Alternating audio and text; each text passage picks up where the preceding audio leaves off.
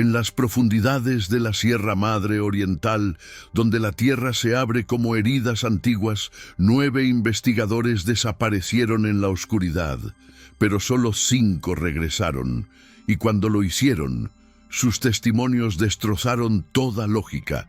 Juraban que habían entrado más personas de las que el registro oficial mostraba.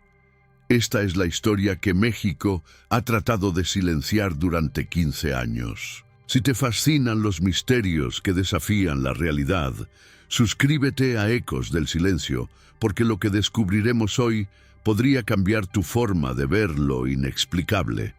Activa las notificaciones, porque si encontramos nuevas evidencias de este caso, las compartiremos aquí primero. El 23 de octubre de 2009, el Instituto Nacional de Espeleología de México organizó una expedición científica a la Cueva de los Susurros, un sistema subterráneo recién descubierto en el estado de Nuevo León. El objetivo era simple: mapear las galerías principales y documentar las formaciones geológicas. Nadie imaginaba que esta rutinaria exploración se convertiría en uno de los casos más perturbadores de la espeleología moderna. La Cueva de los Susurros debe su nombre a un fenómeno acústico peculiar. Corrientes de aire que se filtran por fisuras microscópicas crean sonidos que los lugareños describen como voces susurrantes. Los habitantes de la región, principalmente descendientes de comunidades huicholes, consideran este lugar sagrado y evitan acercarse después del atardecer. Según sus tradiciones, las voces pertenecen a espíritus ancestrales que protegen secretos enterrados en las profundidades. La cueva se encuentra a 2.847 metros sobre el nivel del mar, enclavada en un paisaje desolado de roca caliza y vegetación espinosa. El acceso principal es una abertura vertical de aproximadamente 3 metros de diámetro, conocida localmente como la Boca del Diablo. Desde la superficie, la oscuridad parece absoluta y el eco de cualquier sonido se prolonga durante varios segundos antes de desvanecerse en un silencio inquietante. El equipo estaba compuesto por 9 especialistas cuidadosamente seleccionados. El líder de la expedición era el doctor Ramón Castellanos, geólogo de 45 años, con más de 20 años de experiencia en espeleología. Castellanos había explorado algunas de las cuevas más peligrosas de América Latina y era conocido por su meticulosidad extrema en la documentación de cada detalle. Sus compañeros lo describían como un hombre obsesivo con los protocolos de seguridad, alguien que jamás improvisaba. La doctora Elena Varga, bióloga especializada en ecosistemas subterráneos, era la segunda al mando. A sus 38 años, había dedicado su carrera al estudio de formas de vida en ambientes extremos. Elena tenía la peculiaridad de fotografiar obsesivamente todo lo que consideraba anómalo, una costumbre que resultaría crucial para entender lo que realmente ocurrió en las profundidades. Miguel Santos, topógrafo de 52 años, se encargaba del mapeo preciso de las galerías. Santos había desarrollado un método único que combinaba técnicas tradicionales con tecnología GPS adaptada para entornos subterráneos.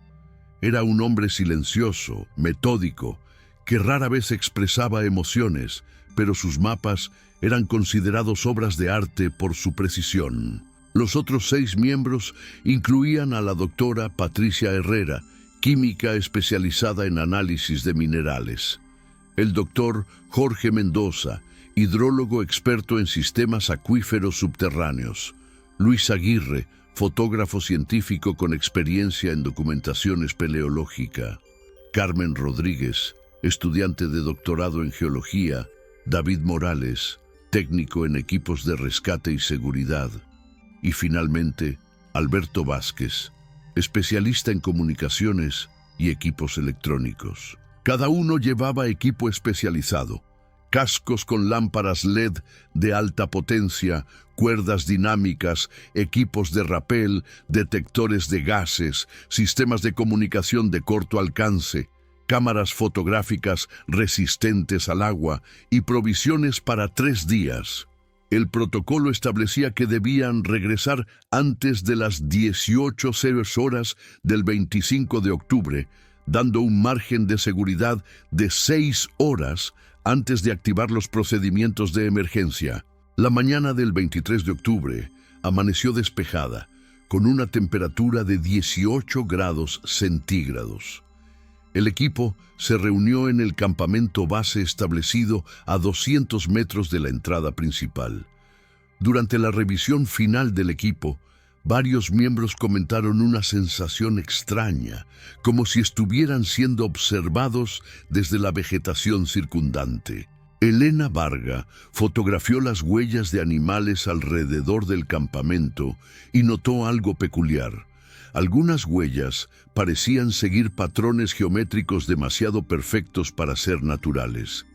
A las 8:30 de la mañana, los 9 investigadores descendieron por la abertura principal, utilizando técnicas de rapel estándar.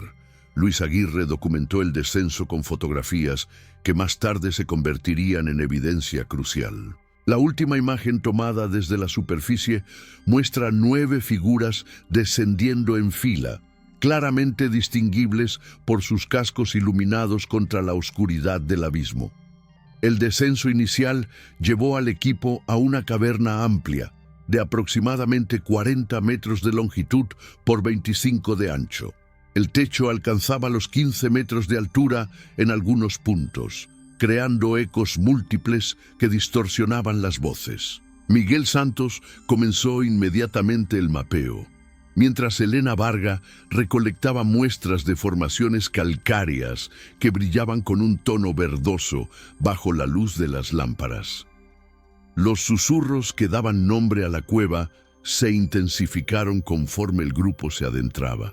Al principio, todos los miembros coincidían en que se trataba de corrientes de aire, pero gradualmente comenzaron a surgir discrepancias. Elena juraba escuchar su nombre susurrado repetidamente, mientras que David Morales insistía en que los sonidos formaban palabras en un idioma desconocido.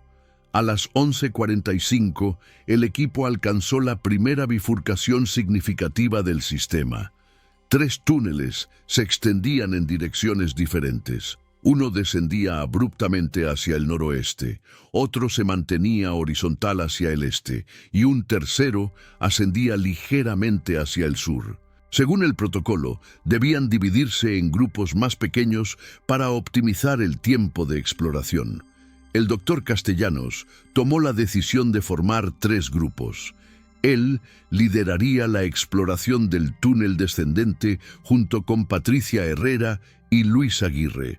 Elena Varga exploraría el túnel horizontal, acompañada por Jorge Mendoza y Carmen Rodríguez. Finalmente, Miguel Santos mapearía el túnel ascendente junto con David Morales y Alberto Vázquez. Cada grupo llevaba radio de corto alcance y acordaron reunirse de nuevo en la bifurcación exactamente 4 horas después. Esta fue la última vez que los 9 investigadores estuvieron juntos en el mismo lugar. Lo que ocurrió durante esas 4 horas de separación permanece envuelto en sombras, pero los testimonios posteriores revelan experiencias que desafían toda explicación racional. Cada grupo reportó anomalías que, analizadas en conjunto, forman un patrón inquietante que sugiere que la cueva de los susurros esconde secretos mucho más profundos que simples formaciones geológicas. El grupo liderado por el doctor Castellanos descendió por el túnel noroeste durante aproximadamente 800 metros, alcanzando una profundidad adicional de 150 metros bajo el nivel de entrada. El túnel se estrechaba gradualmente, obligándolos a avanzar en fila india en varios tramos. Patricia Herrera documentó cambios significativos en la composición mineral de las paredes, Mientras que en los niveles superiores predominaba la caliza común, en las profundidades encontraron vetas de un mineral desconocido que emitía una luminiscencia azulada cuando era expuesto a la luz ultravioleta. Luis Aguirre fotografió estas formaciones con detalle obsesivo. Sus imágenes muestran patrones geométricos que parecen demasiado regulares para ser productos de procesos naturales.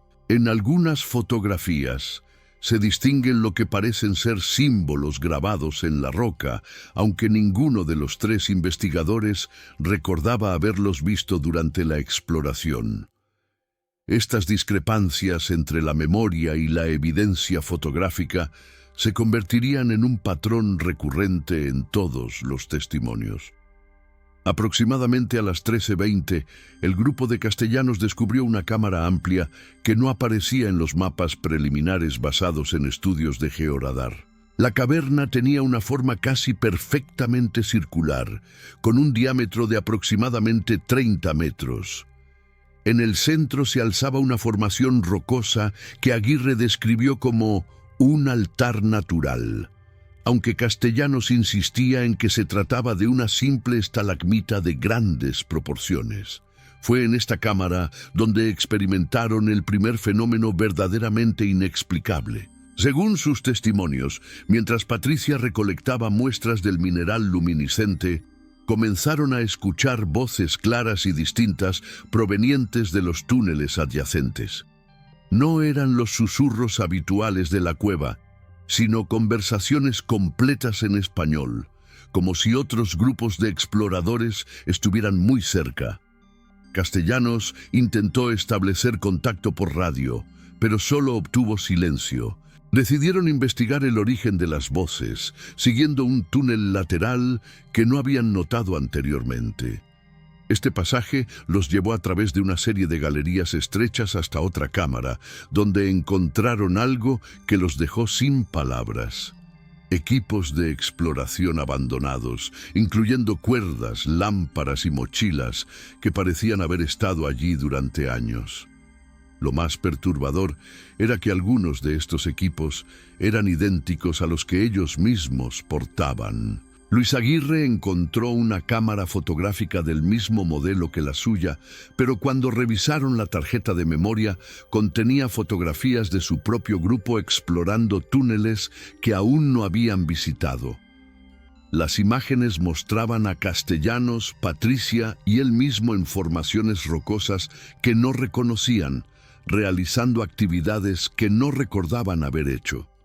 Mientras tanto, el grupo de Elena Varga exploraba el túnel horizontal, que resultó ser el más extenso del sistema. Después de caminar durante más de una hora por galerías relativamente amplias, llegaron a una zona donde el sonido de agua corriente se volvía audible.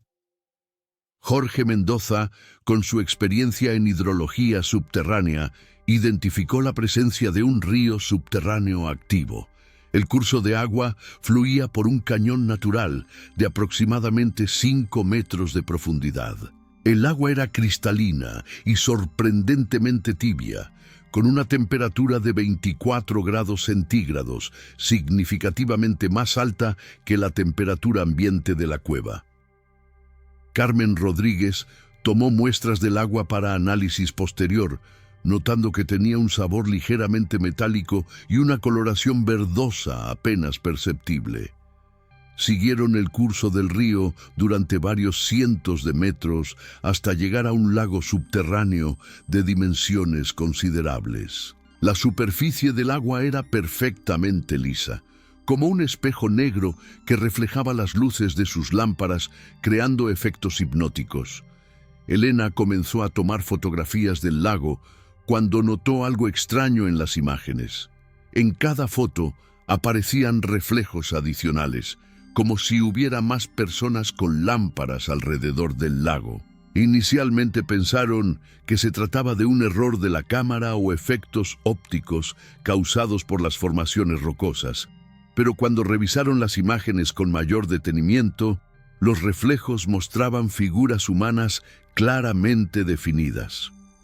Contaron los reflejos una y otra vez y siempre obtenían el mismo resultado: 12 figuras, cuando solo había 3 personas presentes. Jorge Mendoza decidió probar un experimento. Apagó su lámpara y pidió a Elena y Carmen que hicieran lo mismo, dejando la caverna en oscuridad absoluta.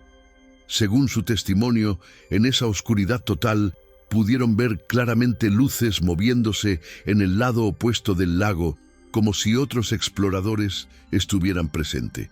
Cuando encendieron nuevamente sus lámparas, no había nadie más en la caverna. El tercer grupo, liderado por Miguel Santos, exploró el túnel ascendente, que resultó ser el más complejo desde el punto de vista topográfico. El pasaje subía en espiral, creando un laberinto tridimensional de galerías interconectadas. Santos trabajó metódicamente en el mapeo, pero pronto se dio cuenta de que sus mediciones no coincidían con la realidad física que estaban experimentando. Según sus instrumentos, habían caminado aproximadamente 1.200 metros en línea recta y ascendido 80 metros, lo que debería haberlos llevado muy cerca de la superficie. Sin embargo, no encontraban ninguna abertura hacia el exterior, y la sensación de confinamiento se intensificaba. David Morales, con su experiencia en rescates, comenzó a mostrar signos de inquietud cuando se dio cuenta de que estaban perdiendo la noción del tiempo y la orientación espacial. Alberto Vázquez intentó mantener contacto por radio con los otros grupos, pero las comunicaciones se volvieron progresivamente más erráticas. Los mensajes llegaban con ecos múltiples, como si fueran retransmitidos por varios repetidores, y ocasionalmente captaban conversaciones que parecían ser suyas propias, pero hablando sobre lugares y situaciones que no reconocían. En un momento dado, Vázquez captó una transmisión clara del doctor Castellanos reportando el descubrimiento de una cámara con pinturas rupestres. Sin embargo, cuando más tarde se reunieron, Castellanos negó haber hecho esa transmisión e insistió en que no habían encontrado ninguna pintura rupestre. La grabación de la transmisión, almacenada en el equipo de Vázquez, se había borrado misteriosamente. El grupo de Santos alcanzó finalmente una cámara que parecía ser el punto más alto del sistema explorado. Aquí encontraron algo que los dejó completamente desconcertados.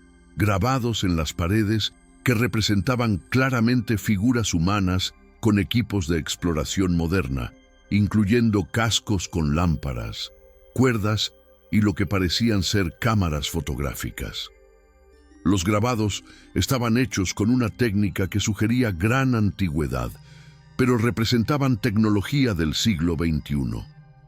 Más inquietante aún, algunas de las figuras grabadas eran claramente reconocibles. Santos identificó, sin lugar a dudas, una representación del doctor Castellanos, con su característica barba y complexión corporal. David Morales encontró su propia imagen grabada en la roca, portando el equipo de rescate que llevaba en ese momento. Alberto Vázquez fotografió todos los grabados, pero cuando revisaron las imágenes más tarde, las fotografías mostraban paredes completamente lisas, sin ningún grabado. La reunión acordada para las 15:45 en la bifurcación inicial se retrasó. El grupo de Castellanos llegó primero a las 16:10, visiblemente alterado por sus descubrimientos. Esperaron hasta las 16:35, cuando llegó el grupo de Elena Varga, también mostrando signos de confusión y ansiedad. El grupo de Santos no apareció. Castellanos tomó la decisión de ir a buscarlos, dejando a Elena y Jorge en la bifurcación como punto de referencia. Junto con Patricia y Luis, se adentró por el túnel ascendente, siguiendo las marcas que Santos había dejado según el protocolo estándar.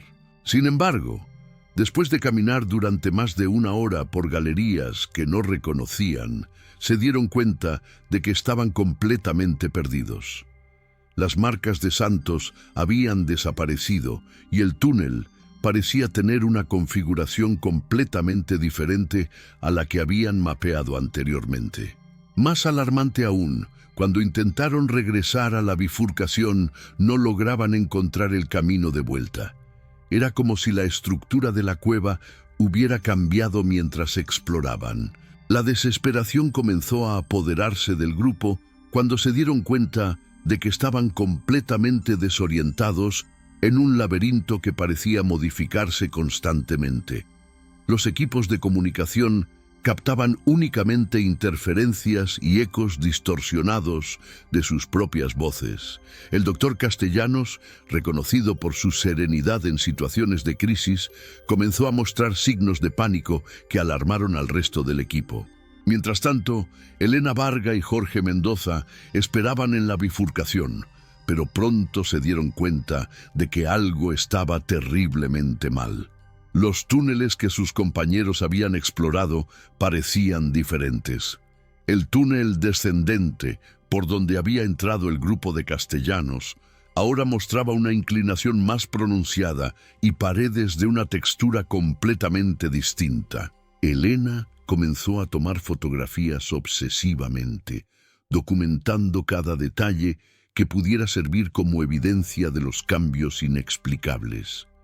Jorge intentó establecer contacto por radio con los equipos de superficie, pero descubrió algo aterrador. Según los equipos de comunicación, habían estado en la cueva durante más de 8 horas, cuando ellos calculaban que apenas habían transcurrido 5.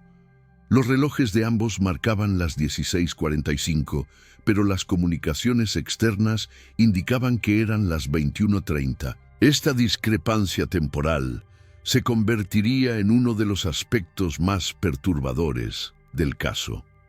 Carmen Rodríguez, la estudiante de doctorado, había permanecido relativamente callada durante toda la exploración, pero en este punto comenzó a manifestar un comportamiento extraño.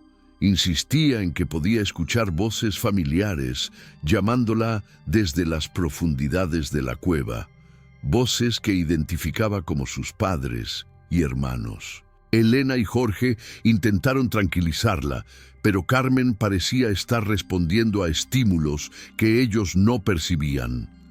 De repente, Carmen se dirigió hacia el túnel horizontal sin previo aviso.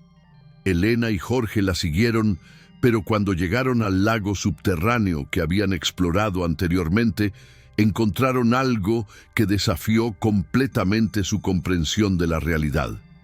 Carmen estaba conversando animadamente con figuras que ellos no podían ver. Hablaba en voz alta, riéndose ocasionalmente, como si estuviera en una reunión social. Elena comenzó a tomar fotografías del lago, y nuevamente las imágenes mostraron reflejos adicionales. Esta vez, no solo eran 12 figuras, sino que se podían contar claramente 17 reflejos diferentes. Las figuras parecían estar interactuando entre ellas, algunas señalando hacia diferentes direcciones, otras aparentemente conversando en grupos pequeños. Jorge Mendoza, tratando de mantener la racionalidad científica, propuso una explicación basada en alucinaciones colectivas causadas por gases subterráneos o efectos psicológicos del confinamiento. Sin embargo, cuando analizaron las muestras de aire con sus detectores, no encontraron concentraciones anómalas de ningún gas conocido que pudiera causar tales efectos. En otro sector de la cueva, el grupo perdido de Castellanos había hecho un descubrimiento que cambiaría completamente su perspectiva sobre lo que estaba ocurriendo. Después de horas de caminar por túneles desconocidos, llegaron a una cámara inmensa que no aparecía en ninguno de sus mapas preliminares. La caverna tenía dimensiones catedralicias, con un techo que se perdía en la oscuridad más allá del alcance de sus lámparas. En las paredes de esta cámara encontraron lo que Patricia Herrera describió como una biblioteca de piedra. Miles de símbolos, diagramas y lo que parecían ser mapas grabados en la roca. Algunos símbolos eran claramente reconocibles como representaciones de sistemas de cuevas. Otros mostraban figuras humanas en diversas actividades, y un tercer grupo consistía en patrones geométricos complejos que parecían tener algún tipo de significado matemático o astronómico. Luis Aguirre fotografió extensivamente estos grabados, pero cuando revisaron las imágenes, inmediatamente después de tomarlas, muchas mostraban detalles adicionales que no habían notado a simple vista. En algunas fotografías aparecían grabados que representaban claramente equipos modernos de exploración, incluyendo lo que parecía ser una representación exacta de sus propias lámparas LED y equipos de comunicación. Más desconcertante aún, encontraron una serie de grabados que parecían narrar la historia de exploradores modernos entrando en la cueva. Los grabados mostraban una secuencia clara: 9 figuras descendiendo, la separación en 3 grupos y finalmente solo 5 figuras emergiendo a la superficie. Era como si alguien hubiera grabado la historia de su expedición antes de que ocurriera. Patricia Herrera realizó un análisis preliminar de los grabados utilizando técnicas de datación relativa basadas en la erosión y la acumulación de minerales. Sus resultados indicaron que los grabados más antiguos tenían al menos varios siglos de antigüedad, posiblemente milenios. Sin embargo, los grabados que representaban equipos modernos mostraban el mismo grado de erosión y mineralización, sugiriendo una antigüedad similar. El doctor Castellanos, enfrentado a evidencia que contradecía todo su conocimiento científico, comenzó a formular una teoría que habría considerado absurda en cualquier otro contexto.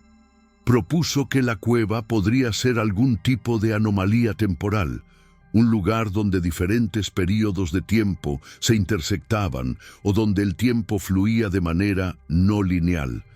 Esta teoría ganó credibilidad cuando encontraron objetos físicos que no deberían haber estado allí. En una de las galerías laterales, Luis Aguirre descubrió una mochila moderna que contenía equipos de exploración idénticos a los suyos, pero en un estado de deterioro que sugería décadas de exposición a las condiciones de la cueva. Dentro de la mochila encontraron una identificación que los dejó sin habla. Era la credencial del Instituto Nacional de Espeleología del propio Luis Aguirre, pero con una fotografía que mostraba a un hombre visiblemente más mayor y con una fecha de expedición de 1987, 22 años antes de su nacimiento. Mientras tanto, Miguel Santos, David Morales y Alberto Vázquez experimentaban su propia pesadilla en las galerías superiores. Después de horas de intentar encontrar el camino de regreso, se dieron cuenta de que estaban caminando en círculos, pero no círculos ordinarios. Cada vez que completaban lo que parecía ser un ciclo, encontraban evidencia de su paso anterior. Marcas que ellos mismos habían dejado, pero en estados de deterioro que sugerían que habían sido hechas mucho tiempo antes. Santos, con su experiencia en topografía, intentó mapear su ruta utilizando técnicas de triangulación, pero sus mediciones indicaban que estaban caminando por túneles que se extendían mucho más allá de los límites físicos de la montaña. Según sus cálculos, habían caminado más de 10 kilómetros en línea recta desde la entrada, lo que los habría llevado varios kilómetros fuera de la formación rocosa. David Morales encontró equipos de rescate abandonados que eran idénticos a los suyos, pero que mostraban modificaciones y mejoras que él nunca había hecho. Alberto Vázquez captó transmisiones de radio que parecían ser de expediciones de rescate buscándolos, pero las transmisiones incluían detalles sobre su expedición que solo ellos conocían, y mencionaban eventos que aún no habían ocurrido. La situación se volvió aún más surreal cuando Santos encontró una serie de mapas grabados en la pared que mostraban la cueva con un nivel de detalle imposible. Los mapas incluían galerías que ellos habían explorado, pero también mostraban extensiones del sistema que parecían ser infinitas, conectándose con otras cuevas en regiones geográficas completamente diferentes, incluyendo algunas que Santos reconoció como sistemas de cuevas en otros países. En uno de estos mapas encontraron algo que los hizo cuestionar su propia cordura. Una representación clara de la superficie exterior, pero que mostraba un paisaje completamente diferente al que habían visto al entrar. En lugar del terreno árido de Nuevo León, el mapa mostraba una topografía tropical, con ríos y vegetación que no correspondían a la región. Los tres hombres comenzaron a experimentar episodios de desorientación temporal. Recordaban conversaciones que aparentemente habían tenido, pero que incluían información sobre descubrimientos que no habían hecho todavía. Alberto Vázquez revisó las grabaciones de sus equipos de comunicación y encontró horas de conversaciones que no recordaba haber tenido. Conversaciones donde discutían hallazgos y teorías que no habían desarrollado conscientemente. Santos realizó un experimento desesperado. Utilizando sus herramientas de topografía, marcó su posición exacta y comenzó a caminar en línea recta durante exactamente 1 hora, manteniendo un rumbo constante según su brújula. Al final de la hora, se encontró de regreso en el punto de partida, pero la marca que había dejado mostraba signos de erosión que sugerían años de antigüedad. Fue en este momento cuando los tres hombres tomaron una decisión que más tarde no podrían explicar racionalmente. Decidieron separarse, cada uno explorando un túnel diferente, con la esperanza de que al menos uno de ellos pudiera encontrar una salida. Esta decisión violaba todos los protocolos de seguridad que habían aprendido, pero en ese momento les pareció la única opción lógica. Miguel Santos eligió un túnel que descendía abruptamente hacia el este. David Morales se dirigió hacia un pasaje que parecía ascender hacia el sur. Alberto Vázquez decidió explorar una galería estrecha que se extendía hacia el oeste. Acordaron reunirse en el mismo punto después de 2 horas, pero ninguno de ellos tenía confianza en que el punto de encuentro seguiría existiendo cuando regresaran. Esta separación marcó el inicio de la fase más misteriosa y aterradora de toda la expedición, una fase de la cual solo algunos regresarían, y con testimonios que desafiarían todo lo que creíamos saber sobre la naturaleza de la realidad. Lo que ocurrió durante las siguientes horas permanece como uno de los misterios más desconcertantes de la espeleología moderna. Los testimonios de los supervivientes presentan inconsistencias temporales y experiencias que desafían las leyes de la física conocida. Sin embargo, la evidencia física encontrada posteriormente sugiere que sus relatos, por imposibles que parezcan, contienen elementos de verdad que no podemos ignorar. Miguel Santos descendió por el túnel oriental durante lo que calculó como aproximadamente 40 minutos, pero sus mediciones indicaban que había caminado más de 3 kilómetros, una distancia imposible de recorrer en ese tiempo considerando las condiciones del terreno. El túnel lo llevó a una serie de cámaras conectadas que parecían formar un patrón geométrico perfecto. Cada cámara era hexagonal, con 6 túneles saliendo en ángulos de exactamente 60 grados. En cada cámara, Santos encontró evidencia de presencia humana reciente, marcas de cuerdas en las formaciones rocosas, rastros de lámparas en las paredes e incluso restos de comida que parecían frescos. Pero lo más perturbador eran los mensajes grabados en las paredes, mensajes que parecían estar dirigidos específicamente a él. Uno de estos mensajes decía: Miguel, si estás leyendo esto, ya sabes que el tiempo no funciona aquí como en la superficie. Busca la cámara con el espejo de agua. Ahí encontrarás las respuestas que necesitas. Firmado MS. Las iniciales correspondían exactamente a su nombre, y la caligrafía era inquietantemente similar a su propia escritura, aunque él no recordaba haber grabado ningún mensaje. Santos siguió las indicaciones del mensaje y eventualmente encontró una cámara con un pequeño lago de aguas perfectamente inmóviles. Cuando se acercó al borde y dirigió la luz de su lámpara hacia el agua, no vio su propio reflejo, sino el de un hombre mayor, con cabello gris y arrugas profundas, pero que era indudablemente él mismo envejecido varias décadas. El reflejo se movía independientemente de Santos. Mientras él permanecía inmóvil, el reflejo mayor gesticulaba y señalaba hacia diferentes direcciones. Santos intentó comunicarse con la imagen, y para su asombro, el reflejo comenzó a escribir en una superficie que no podía ver, formando palabras que aparecían invertidas, pero legibles en la superficie del agua. Encuentra a los otros. 5 deben salir. El tiempo se agota.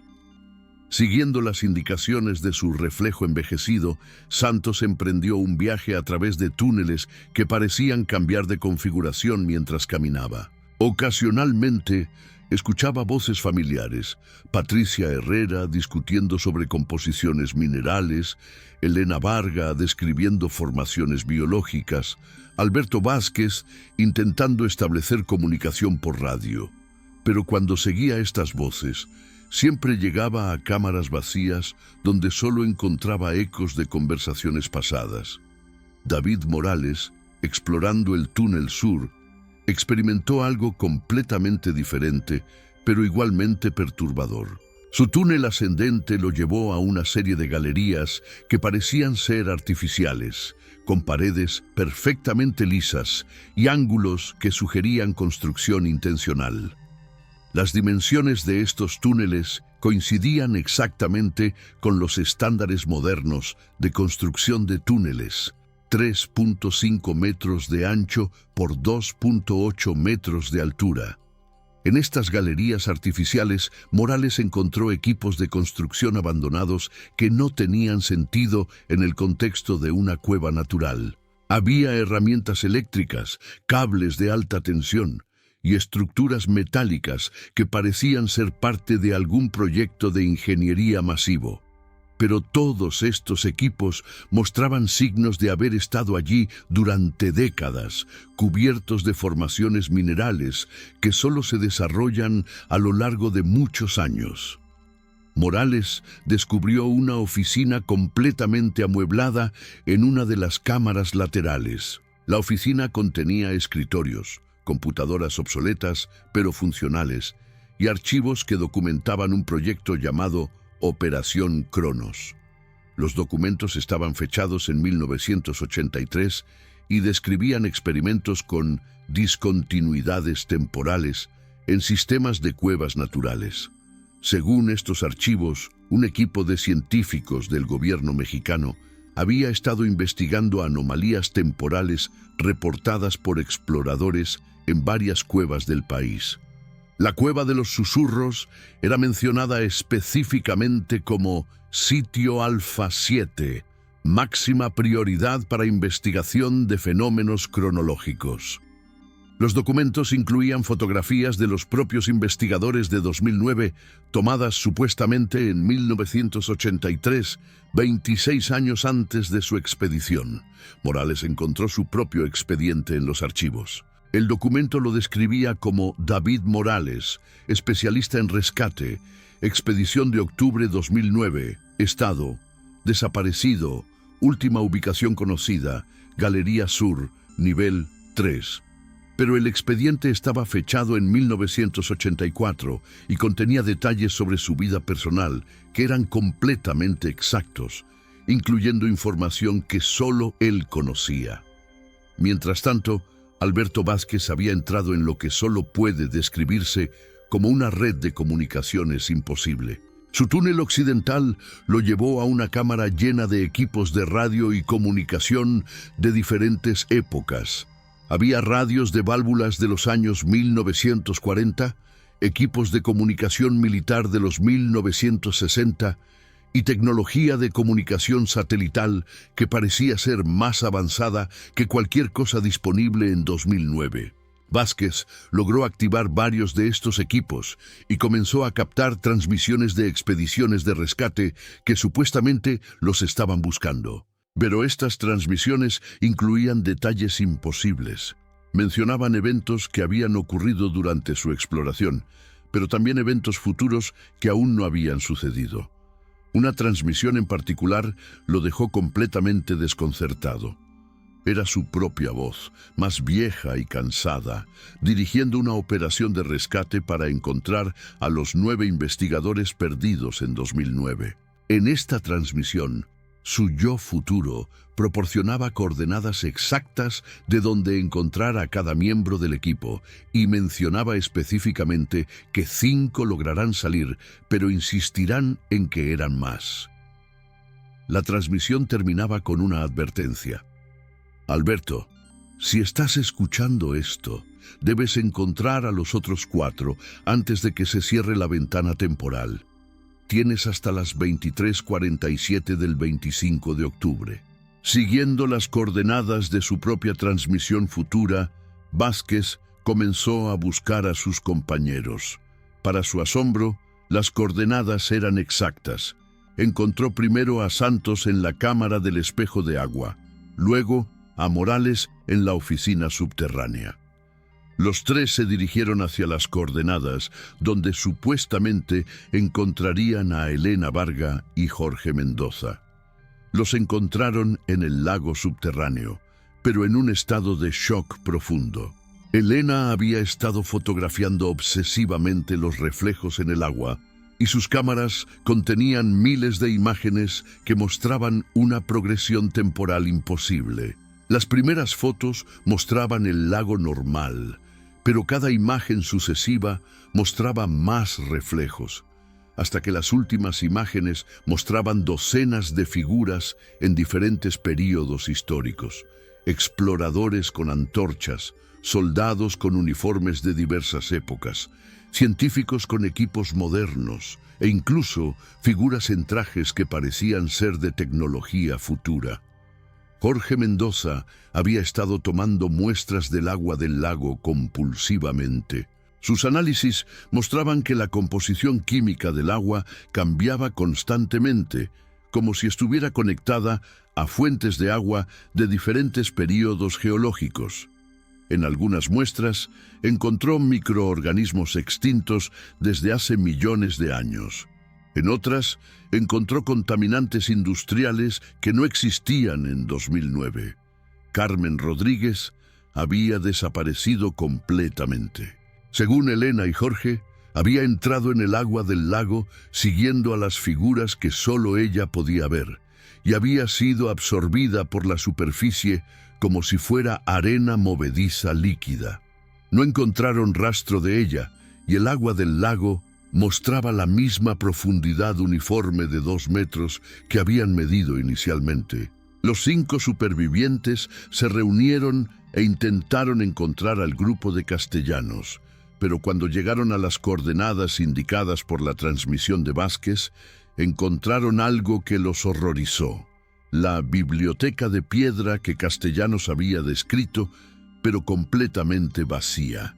No había rastro de Castellanos, Patricia Herrera ni Luis Aguirre, pero en las paredes encontraron grabados frescos que narraban toda su expedición con detalles exactos, incluyendo eventos que acababan de ocurrir. El grabado final mostraba 5 figuras saliendo de la cueva, y debajo de la imagen había un texto en español que decía: «Los guardianes del tiempo han elegido. 5 regresan para contar la historia. Los otros 4 continúan el ciclo eterno. Que así sea hasta que se rompa la cadena». Santos revisó sus instrumentos y se dio cuenta de que era exactamente las 23:30. Según la transmisión que había escuchado Vázquez, tenían solo 17 minutos para salir antes de que se cerrara la ventana temporal. Sin entender completamente lo que esto significaba, pero con un instinto de supervivencia que superaba su necesidad de respuestas, los 5 investigadores emprendieron una carrera desesperada hacia la superficie. El camino de salida fue surrealmente directo. Los túneles, que antes habían sido laberínticos, ahora formaban una ruta clara y directa hacia la entrada principal. Era como si la cueva misma los estuviera expulsando. Llegaron a la superficie exactamente a las 23:47 y, según relataron posteriormente, en el momento en que el último de ellos emergió de la cueva, escucharon un sonido como de una puerta masiva cerrándose en las profundidades. Los equipos de rescate que habían estado preparándose para iniciar la búsqueda los recibieron con asombro. Según los registros oficiales, los 5 hombres habían estado perdidos durante 38 horas, pero sus relojes marcaban solo 26 horas desde el inicio de la expedición. Más desconcertante aún, sus equipos de supervivencia mostraban un consumo de provisiones y energía consistente con solo 16 horas de actividad. El equipo médico que los examinó encontró algo inexplicable. Todos mostraban signos de exposición prolongada a condiciones subterráneas, incluyendo deficiencia de vitamina D y adaptaciones oculares que normalmente requieren semanas de desarrollo. Sin embargo, también mostraban niveles de hidratación y nutrición consistentes con solo unas pocas horas de actividad. Cuando los investigadores oficiales intentaron reentrar a la cueva para buscar a los 4 desaparecidos, encontraron que la estructura interna había cambiado completamente. Los túneles que los supervivientes describían no existían, y la cueva parecía consistir únicamente en una cámara principal relativamente pequeña, sin conexiones significativas. Era como si toda la red de galerías hubiera sido sellada o nunca hubiera existido. Los 5 supervivientes fueron sometidos a interrogatorios extensivos, exámenes psicológicos y análisis de todas sus evidencias. Sus testimonios permanecieron consistentes a pesar de ser entrevistados por separado múltiples veces. Las fotografías que habían tomado mostraban formaciones y túneles que no existían en la cueva cuando fue explorada posteriormente por otros equipos. Pero quizás la evidencia más perturbadora fue descubierta 15 años después, en 2024, cuando un equipo de construcción que trabajaba en una carretera a 150 kilómetros de distancia encontró una cápsula temporal enterrada. La cápsula contenía un diario escrito por el doctor Ramón Castellanos, fechado 3 años antes de la expedición de 2009. El diario describía experiencias idénticas a las reportadas por los supervivientes, pero desde la perspectiva de alguien que había aceptado su destino en la cueva temporal. Castellanos escribía sobre encontrarse con versiones futuras y pasadas de sí mismo, sobre explorar túneles que conectaban diferentes periodos de tiempo, y sobre la responsabilidad de mantener los secretos de la cueva para proteger la estabilidad temporal. La entrada final del diario, fechada el 25 de octubre de 2006, 3 años antes de la expedición, decía: Patricia, Luis y yo hemos decidido quedarnos. Alguien debe mantener la guardia temporal. Los 5 que elegimos regresar contarán una historia que pocos creerán, pero que debe ser contada. Carmen ha encontrado su lugar en las aguas del tiempo, donde puede estar con los seres queridos que perdió. Nosotros 4 continuaremos el trabajo que comenzó hace siglos. Que Dios ayude a quienes vengan después de nosotros a entender que el tiempo no es la línea recta que creemos que es. Hasta el día de hoy, Miguel Santos, David Morales, Alberto Vázquez, Elena Varga y Jorge Mendoza mantienen sus testimonios. Insisten en que entraron 9 personas a la cueva, que 4 se quedaron por elección propia para cumplir una función que trasciende nuestra comprensión del tiempo y el espacio. Insisten en que la cueva de los susurros es un nexo temporal que conecta diferentes momentos de la historia, y que los guardianes que quedaron atrás continúan protegiendo secretos que la humanidad aún no está lista para entender. La investigación oficial concluyó que 5 investigadores entraron a la cueva y 5 salieron, que los testimonios sobre personas adicionales eran resultado de alucinaciones colectivas causadas por condiciones extremas. Pero la evidencia física cuenta una historia diferente. Las fotografías, las grabaciones, el diario de Castellanos y, sobre todo, la transformación física de la cueva sugieren que algo extraordinario ocurrió en las profundidades de la Sierra Madre Oriental. Los lugareños de la región, que nunca dudaron de los poderes sobrenaturales de la Cueva de los Susurros, han añadido este evento a sus leyendas. Ahora hablan de los guardianes del tiempo, espíritus de exploradores modernos que se unieron a los antiguos protectores de los secretos temporales. Algunos aseguran que en noches despejadas se pueden ver luces moviéndose en las profundidades de la cueva, como si los guardianes continuaran su trabajo eterno. ¿Qué sucedió realmente en la Cueva de los Susurros? ¿Fueron 5 o 9 las personas que entraron? ¿Es posible que existan lugares en nuestro mundo donde las leyes del tiempo y el espacio funcionen de manera diferente? Los 5 supervivientes continúan viviendo con la carga de recuerdos que desafían la lógica, pero que para ellos son tan reales como el aire que respiran. Si crees que la realidad puede ser más extraña de lo que imaginamos, si te fascinan los misterios que la ciencia aún no puede explicar, suscríbete a Ecos del Silencio y comparte esta historia. Porque en algún lugar de México, en las profundidades de una montaña aparentemente ordinaria, 4 personas continúan guardando secretos que podrían cambiar nuestra comprensión de la existencia misma. Y cada vez que alguien cuenta su historia, se mantiene viva la posibilidad de que algún día la verdad completa sea revelada. La pregunta que nos queda es inevitable. Si tuvieras la oportunidad de entrar en un lugar donde el tiempo no funciona como conocemos, donde podrías encontrarte con versiones pasadas y futuras de ti mismo, ¿tendrías el valor de hacerlo? ¿O preferirías vivir en la seguridad de una realidad lineal y predecible?